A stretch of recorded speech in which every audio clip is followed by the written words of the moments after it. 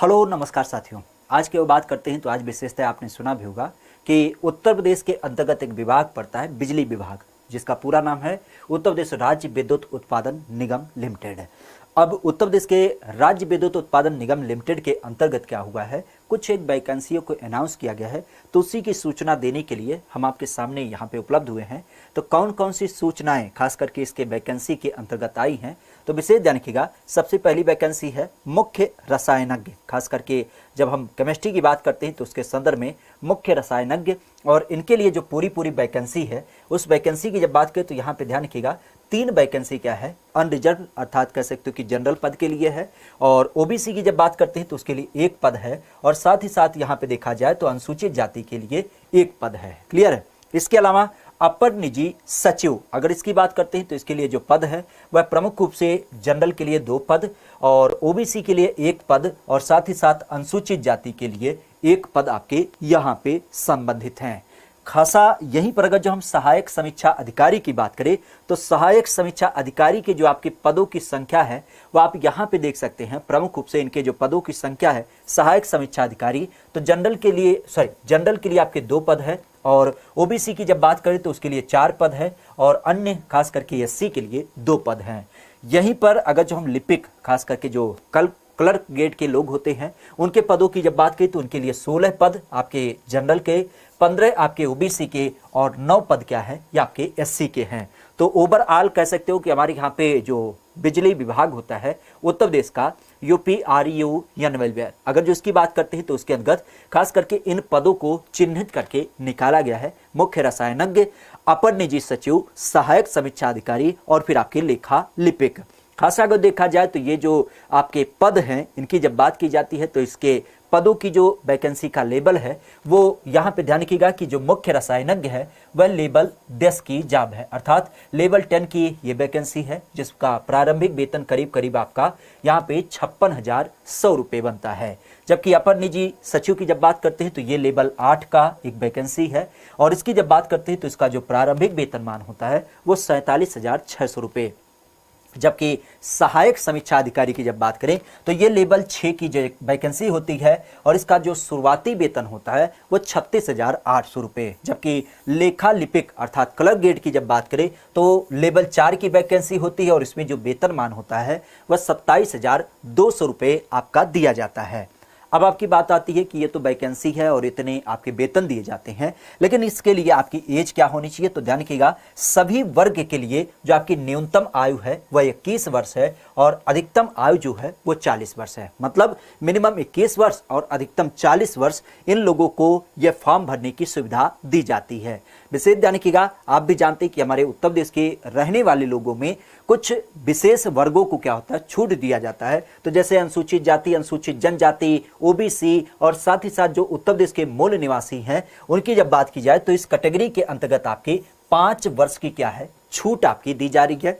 एक चीज और ध्यान रखिएगा, अगर कोई व्यक्ति भूतपूर्व सैनिक है तो उस कंडीशन में अगर जो उसने क्या किया है कम से कम 5 वर्ष सेना में सर्विस दी है और उत्तर प्रदेश का पूरी तरीके से निवासी है, तो उस कंडीशन में क्या होगा, उसको भी क्या होगा, अधिकतम 3 वर्ष की क्या होगी, यहाँ पे कह सकते हो कि अगर जो उसकी विवाह मतलब नियुक्ति का इच्छुक है तो उसको भी 3 वर्ष का यहाँ पे छूट दिया गया। खासा ध्यान रखिएगा, जो दिव्यांग जन है उन दिव्यांग जनों की जब बात करें, अगर कोई व्यक्ति ऐसा दिव्यांग है जो 40% से ज्यादा दिव्यांग है और उत्तर प्रदेश का रहने वाला है, तो उसकी आयु सीमा में उसको 15 वर्ष की छूट दी गई है।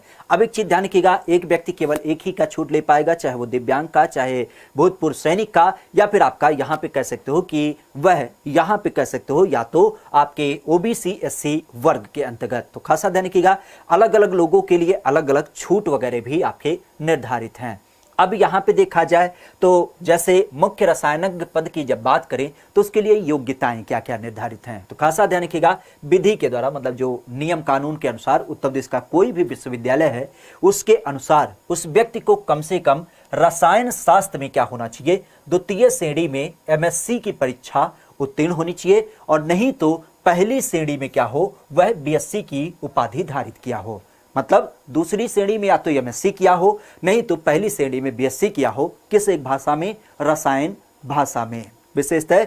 और इसके अलावा न्यूनतम 100 मेगावाट क्या होता है, न्यूनतम किसी 100 मेगावाट बिजली उत्पादन घर में, जो तापीय बिजली उत्पादन घर है जहां पे कोयला, जल और तेल इन सब चीजों के बारे में परीक्षण किया जाता है, तो उसके बारे में इसके पास 5 वर्ष का अनुभव हो तो वह मुख्य रसायनज्ञ पद पे नियुक्त किया जा सकता है। इसके अलावा अपर निजी सचिव की जब बात करें तो इसके लिए क्या योग्यता है, तो इसके लिए योग्यता है कि वह स्नातक की उपाधि धारित किए हो और साथ ही साथ हिंदी का जो आपका आंसू लेखन होता है, मतलब शॉर्ट हैंड की जब बात करें, आपने सुना भी होगा, तो शॉर्ट हैंड में उसकी 80 शब्द प्रति मिनट हो और साथ ही साथ हिंदी और अंग्रेजी टाइपिंग स्पीड में उसके 40 शब्द प्रति मिनट के टाइप हों। तो दोनों विशेष ध्यान रखिएगा कि शॉर्ट हैंड भी उसको 80 वर्ड पर मिनट आना चाहिए और हिंदी और अंग्रेजी के टाइपिंग भी आपके 40 वर्ड आने चाहिए अपर निजी सचिव के लिए। सहायक समीक्षा अधिकारी के लिए, इसके लिए क्या क्या बिंदु है, तो किसी भी मान्यता प्राप्त विश्वविद्यालय से स्नातक की उपाधि, तो वह सहायक समीक्षा अधिकारी के लिए हो जाएगा। और हिंदी टंपन की जब बात करें तो उसके लिए 30 शब्द प्रति मिनट जरूरी होना चाहिए। तो समीक्षा अधिकारी की जब बात करें तो 30 शब्द प्रति मिनट और स्नातक की उपाधि इसके पास होनी चाहिए। जबकि वो जो क्लर्क ग्रेड था, अगर जो इसकी बात करें तो उसके लिए बैचलर डिग्री क्या होनी चाहिए, आपके कॉमर्स में होनी चाहिए। क्या होना चाहिए, बैचलर डिग्री कॉमर्स में होना चाहिए। और साथ ही साथ उसके पास कंप्यूटर टाइपिंग स्पीड की जब बात करें तो 30-40 वर्ड प्रति मिनट क्या होना चाहिए, आपकी हिंदी और इंग्लिश में, अर्थात हिंदी में 30 वर्ड मिनट होना चाहिए और अंग्रेजी में 40 वर्ड मिनट होना चाहिए। तो ये अलग अलग पदों के लिए आपकी योग्यताएं निर्धारित की गई हैं। अब यहां पे होगा क्या, तो खासा ध्यान रखिएगा, एक चीज इन्होंने यहीं पर ही क्लियर कर दिया है कि जिस व्यक्ति ने क्या किया है, दूरस्थ शिक्षा, अक्सर आपने देखा होगा कि डिस्टेंस माध्यम से भी लोग क्या करते हैं, डिप्लोमा डिग्री लेते हैं, तो यहां पे साफ साफ मना किया गया है कि जिसने भी ओपन लर्निंग के माध्यम से अपनी डिग्री वगैरह प्राप्त की है तो उनकी मान्यता यहां पे बिल्कुल नहीं है, तो ऐसे अभ्यर्थी इसमें आवेदन ना करें। और साथ ही साथ एक बिंदु इन्होंने और भी क्लियर किया है कि जो भी व्यक्ति फॉर्म में अप्लाई कर रहा है वह उस परीक्षा को उत्तीर्ण होना चाहिए। क्योंकि आपने देखा है अक्सर लोग क्या करते हैं, परीक्षा देते ही रहते हैं, तभी अप्लाई कर देते हैं और बाद में पूछते हैं ये फॉर्म हमारा सेलेक्ट होगा कि कैंसिल हो जाएगा। तो इस कारण से ध्यान रखिएगा, इसने इन दोनों बिंदुओं को रेखांकित किया कि या तो परीक्षा आप उत्तीर्ण होइए तब अप्लाई करिए और ओपन माध्यम से नहीं होइए तभी अप्लाई करिए, अन्यथा नहीं करिए। अब बात, जैसा कि हमने आरक्षण की बात किया, तो आरक्षण आप भी जानते हैं कि इसमें प्रमुख रूप से 5-5 साल आरक्षण दिए गए हैं। अब बात आती है कि इसमें पे कितने लगेंगे, अर्थात जब आप आवेदन करेंगे तो आवेदन के लिए जो आपका पैसवा कटेगा वो कितना कटेगा। तो यहां पे ध्यान रखिएगा, जो आपके मुख्य रसायनज्ञ है, अपर निजी सचिव हैं, सहायक समीक्षा अधिकारी है और लेखा लिपिक हैं, तो इनके लिए विशेषतः जो बिंदु रखा गया है कि अगर कोई व्यक्ति क्या है, आपके अनुसूचित जाति और अनुसूचित जनजाति से संबंधित है तो उसको 826 रुपए पेमेंट करना पड़ेगा इस पद के लिए। अगर कोई अदर श्रेणी से है, जैसे अनुसूचित जाति, अनुसूचित जनजाति के अलावा ओबीसी और जनरल, तो उस कंडीशन में उसको 1180 रुपया पे करना पड़ेगा। लेकिन अगर कोई दिव्यांग जन है तो उसके लिए केवल क्या होगा, 12 रुपये आपका वही जो जीएसटी चार्ज होता है वह आपका दिया जाएगा। ये सारे माध्यम आपके किससे होंगे, तो आप चाहे नेट बैंकिंग के माध्यम से या डेबिट कार्ड, क्रेडिट कार्ड, किसी भी माध्यम से आप इसमें अप्लाई कर सकते हैं। ध्यान रखिएगा, इसमें किसी बैंक के माध्यम से वो जो आपका डायरेक्ट शुल्क जमा होता था वह नहीं किया जाएगा। सारी जो व्यवस्था होंगी वह आपकी क्या होंगी, वो आपके ऑनलाइन माध्यम से होंगे। और ऑनलाइन जो आपका वेबसाइट है वो है www, क्या है, www.uprvunl, क्या बोलते हैं, www.up, चूंकि उत्तर प्रदेश का है, rvunl.org। तो इसी वेबसाइट पे क्या होगा, आपका पूरा डिटेल मिलेगा और कैसे कैसे फॉर्म वगैरह भरा जाना है इस बिंदु को भी यहीं पर निर्धारित है। अब ध्यान रखिएगा, क्योंकि आप भी जानते हैं कि कोई भी आपकी परीक्षा ऐसी आती है तो उसके लिए आपका क्या होता है, पाठ्यक्रम भी निर्धारित होता है और चयन प्रक्रिया भी निर्धारित होती है। तो खासा ध्यान रखिएगा, अगर जो कोई व्यक्ति मुक्त रसायनज्ञ के रूप में यहाँ पे अप्लाई करता है तो उसकी जो परीक्षा होगी वो सीबीटी पे होगी, अर्थात कंप्यूटर के माध्यम से 3 घंटे की आपका प्रश्न पत्र लिया जाएगा। और कंप्यूटर आधारित जो आपके 3 घंटे का प्रश्न पत्र होगा उसमें ध्यान रखिएगा, मिनिमम क्वालिफिकेशन रखा गया कि 33% आपके अंक क्या होंगे, जो जनरल कैटेगरी के अभ्यर्थी होंगे उनको प्राप्त करना होगा, जबकि अनुसूचित जाति के अभ्यर्थियों को कम से कम उन प्रश्न पत्र का 28% हिस्सा प्राप्त करना पड़ेगा। तो रसायनज्ञ पद के लिए 3 घंटे का जो पेपर होगा उसमें अनुसूचित जाति को 28% और जो अन्य कैटेगरी के लोग होंगे उनको 33% अंक प्राप्त करना होगा। अगर इसकी बात करते हैं तो इसका प्रश्न किस आधार पे होगा, तो खासा ध्यान रखिएगा, इसके जितने भी पेपर हैं वह एमसीक्यू मॉडल होंगे, मतलब 4 ऑप्शन वाले होंगे। और इसमें क्या होगा, ये 150 प्रश्न होंगे, एक प्रश्न पत्र में 150 प्रश्न होंगे। खास करके जो स्नातक रसायन विज्ञान स्तर के प्रश्न पत्र होंगे और यहां पे जितने भी प्रश्न हैं वह आपके 1 अंक के होंगे। तो सीधी सी अगर बात की जाए तो इस परीक्षा का जो मॉड्यूल है वह 150 अंकों का रहने वाला है। लेकिन खासा ध्यान रखिएगा कि अगर जो आप गलत करेंगे तो उस कंडीशन में आपके 1/4 अंक काट लिए जाएंगे, तो मतलब ऋणात्मक अंक के भी प्रावधान हैं। इसके दूसरे भाग की जब बात करें तो दूसरे भाग में क्या होगा, आपके 50 प्रश्न होंगे और ये भी क्या होंगे, आपके वस्तुनिष्ठ होंगे। खासा इसमें जो प्रश्न पत्र का आधार होगा वह सामान्य हिंदी, सामान्य ज्ञान और तार्किक ज्ञान अर्थात रीजनिंग से संबंधित होगा। और यहां पे भी रिंग आपके जो होंगे, अंकों की बात करते हैं तो 1-1 अंक दिए जाएंगे, जबकि गलत अगर जो आप करते हैं तो उस कंडीशन में 1/4 अंक आपके काट लिए जाएंगे। तो ये तो प्रश्न पत्र का पूरा आधार होगा।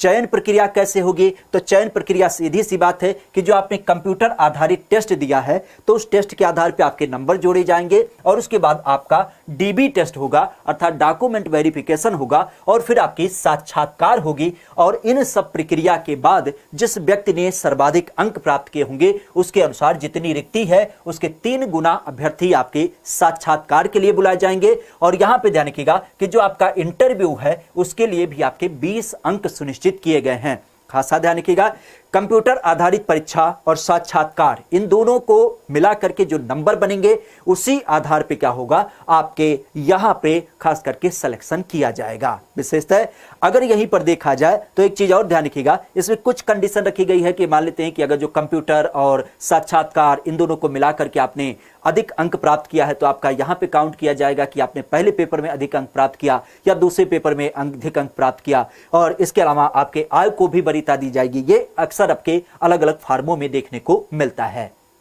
ये तो रसायनज्ञ की बात हो गई।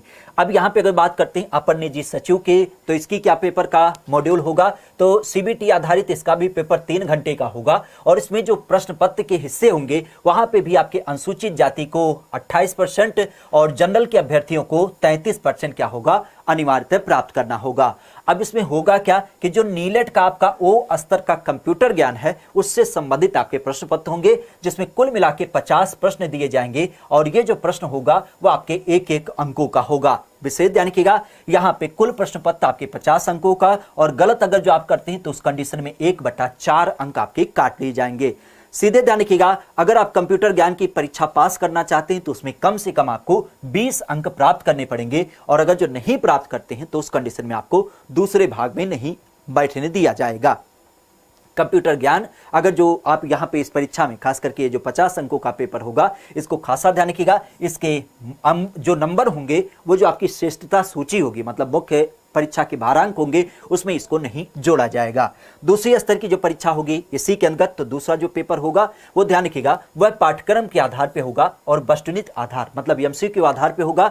और इसकी जब बात करते हैं तो यहाँ पे 1-1 नंबर के आपके प्रश्न होंगे और गलत के लिए आपका 1/4 अंक काटा जाएगा।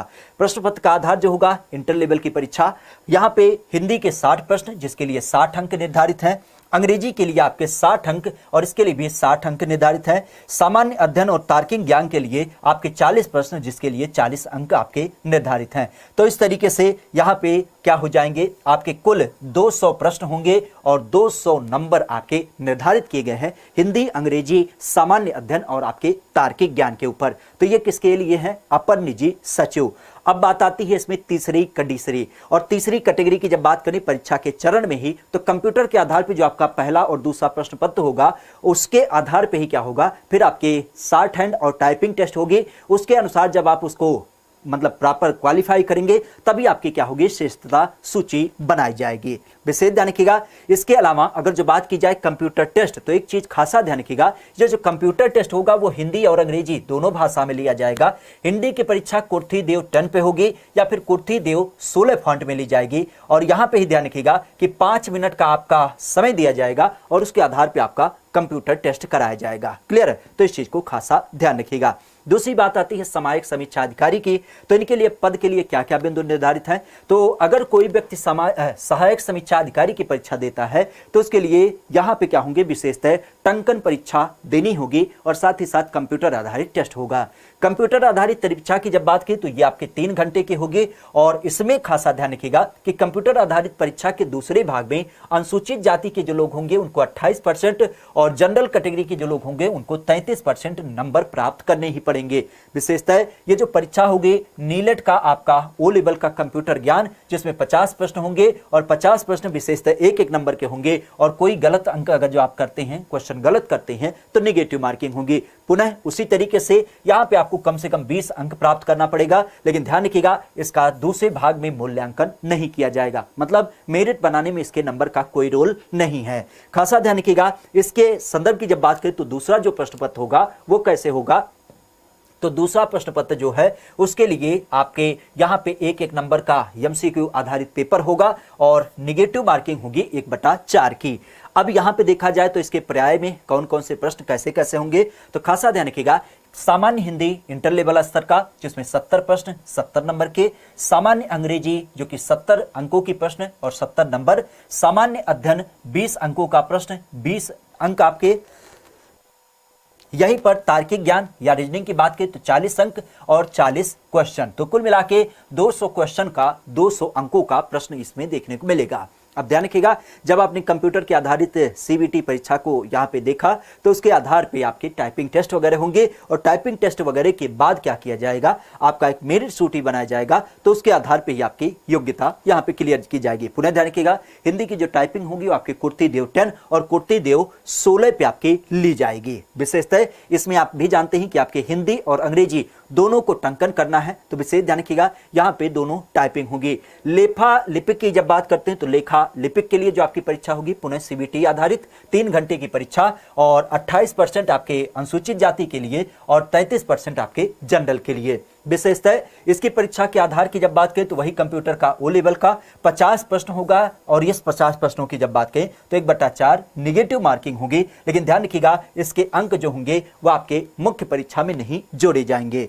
दूसरे प्रश्न पत्र की जब बात करते हैं तो ये जो प्रश्न पत्र होगा वो कैसे आधारित होगा, तो यहाँ पे आपके जो प्रश्न पत्र होंगे एक अंकों के होंगे और ऋणात्मक अंक आपका 1/4 होगा, जहां पे एक अंग्रेजी का पेपर होगा जो आपके क्या होगा, क्लास 10 के लेवल क्या होगा और इसकी जब बात करें तो यहाँ पे 25 प्रश्न 25 नंबर के होंगे। हिंदी की जब बात करें तो ये भी आपके 10वीं स्तर का 25 प्रश्न 25 नंबर के। अर्थमेटिक गणित की जब बात करें तो ये भी 10वीं लेवल का आपके 25 अंक 25 नंबर के। एलिमेंट्री बुक खास करके जब हम इसकी अकाउंटेंसी की बात करें जो बीकॉम लेवल का आपका कॉमर्स लेवल का है उसके 25 प्रश्न और 75 प्रश्न 75 नंबर के होंगे, तो ओवरऑल आपके 150 प्रश्नों की प्रश्न पत्र की क्या होगी, कॉपी होगी और जिसके आधार पे 150 अंक आपके इसमें निर्धारित किए जाएंगे। ओवरऑल पुनः आपको इस परीक्षा को देना है और परीक्षा देने के बाद आपका टाइपिंग टेस्ट वगैरह किया जाएगा कुर्ती देव 10 और 16 पे और उसके बाद जो आपकी श्रेष्ठता सूची होगी उसके आधार पे क्या होगा, आपका यहाँ पे चयन किया जाएगा। क्लियर? तो ये विशेष बिंदु ध्यान रखिएगा कि आपको इन सारे पहलुओं को ध्यान रखते हुए अगर आप यूपी के संदर्भ में क्या करते हैं, खास करके एक संदर्भ रखते हैं क्या, नौकरी का बिजली विभाग में, तो उस कंडीशन में आप इसमें अप्लाई कर सकते हैं। एक बिंदु ध्यान रखिएगा कि अगर कोई व्यक्ति क्या है सरकारी या अर्ध सरकारी विभाग में कार्यरत है तो उसके नियुक्ति के समय क्या करना पड़ेगा, अपने विभागाध्यक्ष के द्वारा निर्गत अनापत्ति प्रमाण पत्र देना पड़ेगा। और वैवाहिक स्थिति की जब बात करें तो ध्यान रखिएगा यहाँ पे एक से अधिक जीवित पत्नी या फिर पति रखते हुए कोई व्यक्ति क्या होगा, चयन के योग्य नहीं होगा। परीक्षा की जब बात करें तो लिखित परीक्षा लखनऊ, प्रयागराज, कानपुर, बनारस, गोरखपुर, मेरठ, गाजियाबाद और ग्रेटर नोएडा, इन सारे शहरों में आपका लिया जाएगा। तो आप चाहें तो यहाँ पे क्या कर सकते हैं, अपना पूरा डिटेल वगैरह दे करके और इसमें पूरी तरीके से अप्लाई कर सकते हैं। बात आती है फॉर्म कब से भरा जाएगा, तो फॉर्म भरने की जो आपकी डेट है वो है 4/6/2022 से। कब से? 4/6/2022 से आपकी डेट है। और अगर जो इसकी बात करें तो इसकी अंतिम तिथि क्या है, तो अंतिम तिथि आपकी 25/6/2022। विशेष ध्यान रखिएगा, 4/6/2022 से लेकर के 25/6/2022 इस टाइम तक ही आपका क्या होगा, पूरी तरीके से पेमेंट वगैरह भी दिया जाएगा। ठीक है, तो इस चीज को विशेष ध्यान रखिएगा। खास करके यूपी आरएनएल की जब बात करते हैं, जो विद्युत विभाग के संदर्भ में अलग अलग प्रकार की आपकी वैकेंसी वगैरह निकालता है, तो उस संदर्भ में क्या करिएगा, इस चीज को ध्यान रखिएगा। प्रवेश पत्र कहां से मिलेगा, तो इस बिंदु को खासा ध्यान रखिएगा। प्रवेश पत्र की जब बात करते हैं तो ये पुनः इसी की जो आपकी ऑफिशियल साइट है, समय समय पे आप जाएंगे तो यहाँ पे चेक करते रहेंगे तो आपको प्राप्त हो जाएगा। वैसे आपने जो अपना ईमेल आईडी दिया होगा उस पे भी आपको मिल जाएगा। और एडमिट कार्ड सेक्शन ध्यान रखिएगा, ये आपके पहले जैसे आते थे डाकखाने के माध्यम से, उस तरीके से नहीं दिया जाएगा। ठीक है, इसका जो पूरा विवरण होगा वो खास करके इसी माध्यम में आपका दिया जाएगा। क्लियर? तो समझ पाते हैं कि यह बिंदु आपको समझ में आया होगा। बाकी कोई समस्या होती है तो आप वीडियो के नीचे कमेंट करिएगा। रही बात आपके संदर्भों की, तो उसको देखते हुए आपका जवाब दिया जाएगा।